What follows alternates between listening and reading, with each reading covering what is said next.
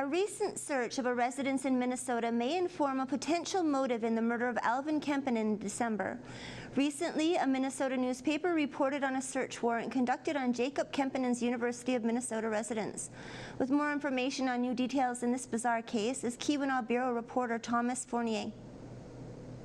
New information in the murder case involving a mother and son from Wisconsin may reveal a motive in the death of Alvin Kempainen.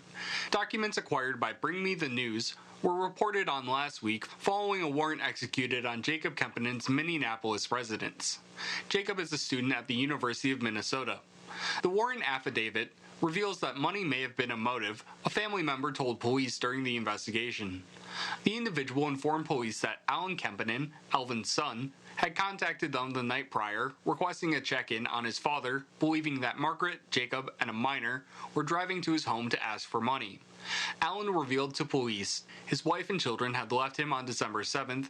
However, through a joint bank account, he was able to track their general location based on transactions. On December 18th, the transaction was completed in Bruce Crossing, leading Alan to believe that Margaret and Jacob were headed to the Hancock home.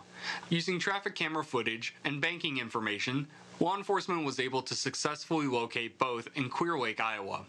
Jacob stated in his interview that the parties were seeking shelter and believed his grandfather was already dead, having been possessed by spirits. Margaret told police that Alvin had come to her in a dream several weeks before the incident to tell her he died. She added that the purpose of going to the home was to seek shelter from her husband Alan, reiterating she believed Alvin was already dead. She says when she arrived to the home, she saw lights on in the house and movement inside. Margaret stated that the person yelled and then moved toward them in a threatening manner. She identified Jacob as the shooter. A search of Jacob's Minneapolis residence was conducted on December 26th. Law enforcement collected items including a box for a 9mm firearm and receipt for a holster. On January 8th, Jacob's landlord informed police multiple packages had arrived addressed to him. Those items were collected and entered into evidence on January 9th, and listed as containing crystals and gemstones. If convicted of open murder, both face up to life in prison.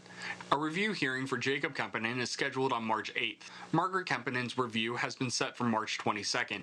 With ABC 10 and CW5, this is Thomas Fournier. Thank you, Thomas.